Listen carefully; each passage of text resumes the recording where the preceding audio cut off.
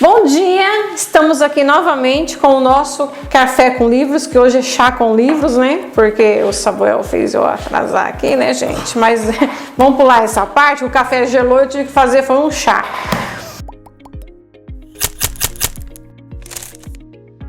Olha, deixa eu falar uma coisa pra vocês. Quando o livro é bom, nós temos que divulgar mais de uma vez. E eu vou falar novamente desse livro aqui, ó.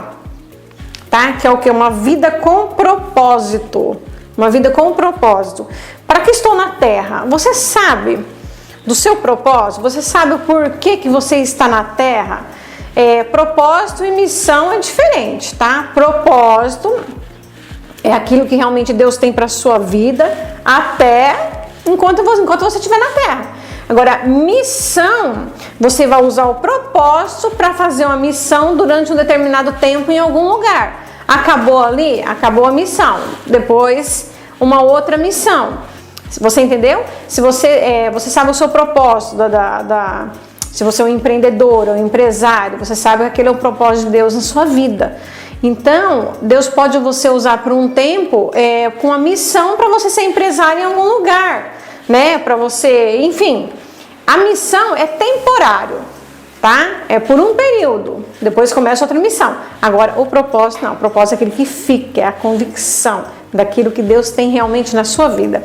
E eu quero ler o dia 3, porque esse livro são 40 dias, você vai ler um por dia. Então, tanto é que tem um QR Code aqui, ó, depois tem áudio também para você ouvir. Então eu vou ler o dia 3, porque, gente, tá muito interessante esse dia 3 aqui, ó. O que dirige a sua vida? Vamos ver o que o livro fala? Percebi que o que faz os homens correrem atrás do sucesso é a inveja, diz Eclesiastes 4:4. O homem sem propósito é como um barco sem leme, um vira-lata, um nada, um ninguém. Essa é a mensagem que Thomas Carlyle deixou aqui no livro. A vida de todo indivíduo é dirigido por algo. Vamos lá, muitos são dirigidos pela culpa. Você será um fugitivo errante pelo mundo, diz Gênesis 4:12. Somos produto de nosso passado, mas não precisamos ser prisioneiros dele.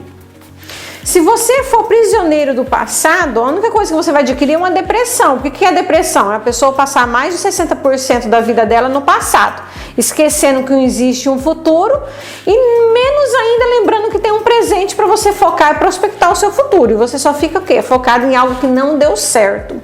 Somos produto do nosso passado, mas não precisamos ser prisioneiros dele. Veja bem, nós somos produtos do nosso passado. Já passou. Daqui a 5 minutos, já passou, já era, mas nós não podemos ficar prisioneiros dele.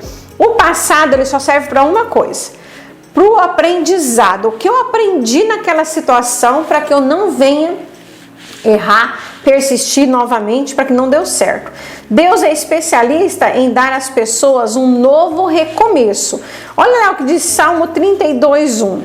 Como é feliz o homem que tem suas desobediências perdoadas e seus pecados cobertos. Olha só o que diz a palavra do Senhor. Quando nós erramos, temos que fazer igual Davi. Errou, vai na presença de Deus, se redime com Deus. Senhor, me perdoa. Senhor, eu não vou falhar novamente. Perdoa minhas falhas, os meus pecados. Eu sou um ser humano. Porque senão, como que você vai concluir o propósito de Deus na terra? Em desobediência, em falha com Deus. Muitos são dirigidos pelo ressentimento e pela raiva.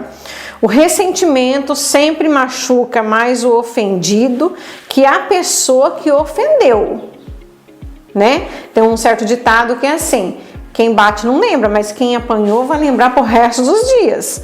Enquanto o ofensor provavelmente já esqueceu o insulto e seguiu em frente, você continua angustiado em sua dor, perpetuando o que aconteceu. A decisão é sua.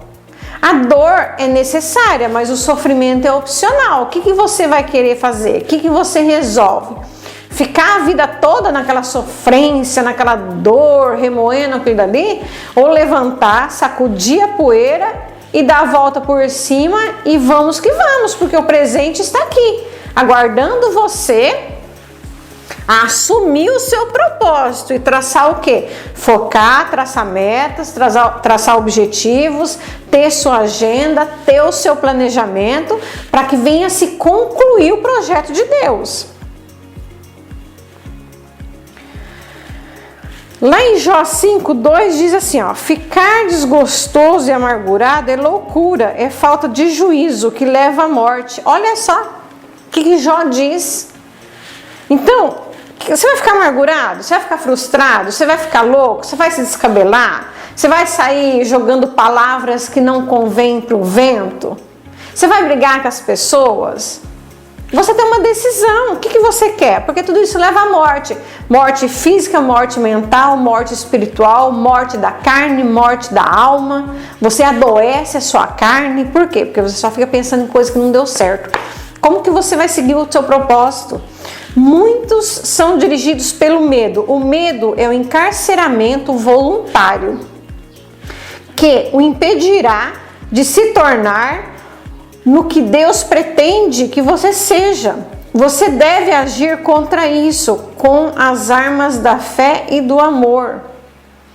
Que medo que tem paralisado você? O que aconteceu lá no passado que se transformou numa crença, numa repetição de padrão, algo que está te limitando, que hoje você não consegue desenvolver algo, você não consegue crescer, você não consegue sair do passado por causa do medo.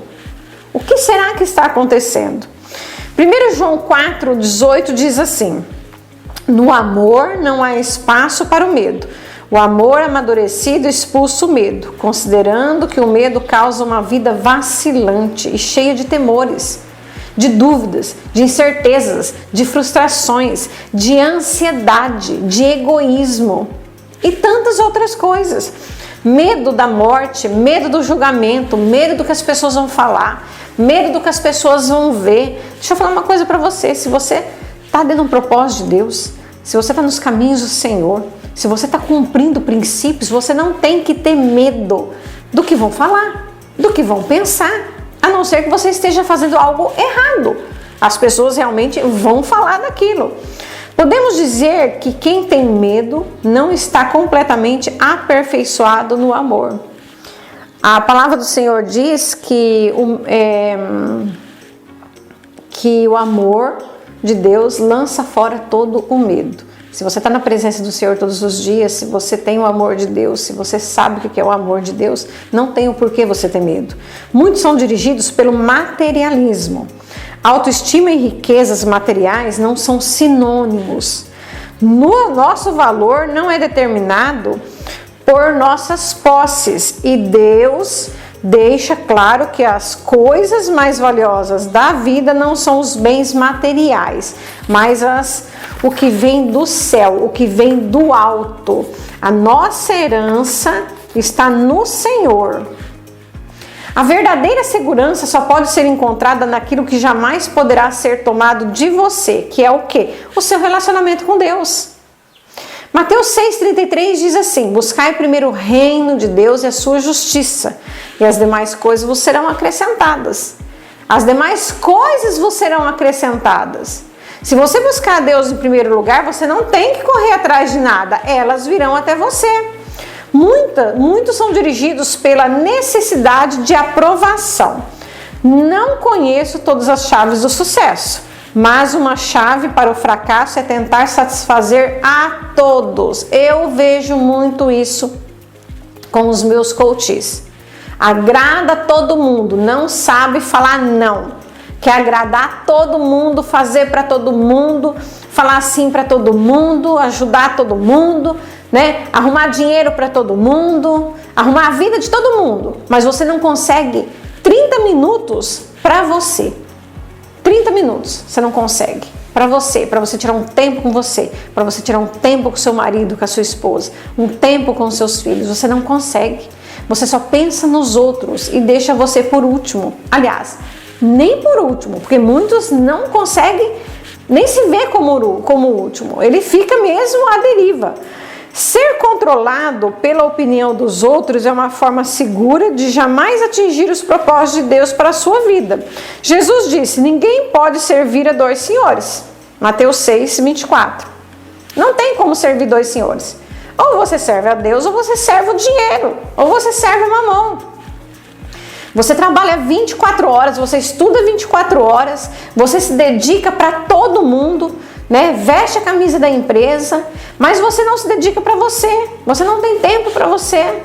Por quê? Você não consegue, você serve o dinheiro. Tem pessoas que correm atrás do dinheiro, vive servindo dinheiro, só trabalhando, porque eu preciso comprar isso, eu preciso ter isso, eu preciso fazer isso. Só que o ser, que é a sua identidade, você realmente não tem, você não sabe quem você é. As vantagens de uma vida dirigida por propósito são 5 grandes vantagens. Primeira, conhecer o propósito de sua vida faz com que ela tenha sentido. Você só vai ter sentido na sua vida quando você saber o propósito de Deus realmente na sua vida. Sem Deus, a vida não tem propósito. Sem um propósito, a vida não faz sentido. E sem um sentido, a vida não tem relevância nem esperança. Jó 7,16 diz assim: tenho-me afadigado sem qualquer propósito, tenho gastado minha força em vão e para nada. Jó disse: meus dias são vazios e sem esperança. Detesto a vida, não quero mais viver, deixe-me em paz, pois a minha vida não vale nada. Sabe por que tem essas palavras aqui? Porque você não sabe o propósito de Deus na sua vida. Então você é o quê? Você é vazio, você vai conforme a música toca, você para aonde o vento te leva. É mais ou menos por aí. Quando você tem um propósito, você é focado naquilo. Se Deus te deu uma empresa para você ajudar na obra do Senhor, para você fazer pelo menos favorecido, para você realmente saber, ou até a visão de reino. Se você tem esse propósito, você tem essa visão, você foca nele e você expande. Você consegue. Agora, se você não sabe qual é o propósito, você só trabalha, estuda, mas você não sabe para que tudo isso. Então fica o quê? Vago. A maior de todas as estratégias não é a morte, mas a falta de propósito de vida. Olha como que isso é sério. Se você tem se sentido sem esperança, não desista. Mudanças maravilhosas acontecerão em sua vida quando você começar a viver com propósitos. Jeremias 29:11 diz: sei os planos que tenho para vocês, planos para o bem, não para lhes causar aflição. Eu lhes darei esperança e um futuro promissor. Segundo, conhecer seu propósito simplifica a vida. Sem um propósito claro, ficamos sem alicerce para fundamentar as decisões, dividir o tempo e empregar os recursos. Você não sabe para que você está fazendo as coisas? Você não sabe. Quem não conhece seu propósito exagera nas atividades, exagera nas coisas, causa estresse, fadiga, conflito. Terceiro, conhecer seu propósito ajuda a estabelecer prioridades. O que é prioridade? E o que é urgente? Não há nada tão poderoso quanto uma vida direcionada, isto é, vivida com um propósito. Quarto, conhecer seu propósito irá prepará-lo para a eternidade. Vamos ver, viver para criar um legado é um objetivo sem perspectiva. Uma utilização mais sábia do tempo é construir um legado eterno. Que legado você tem deixado? Fala para mim. Esses daqui são os tópicos onde fala dos propósitos. Eu tenho certeza que se você comprar esse livro aqui, você vai entender realmente qual o seu propósito aqui na Terra. E vai fazer todo sentido na sua vida e na vida das pessoas também, no qual você vai ensinar e direcionar esse livro.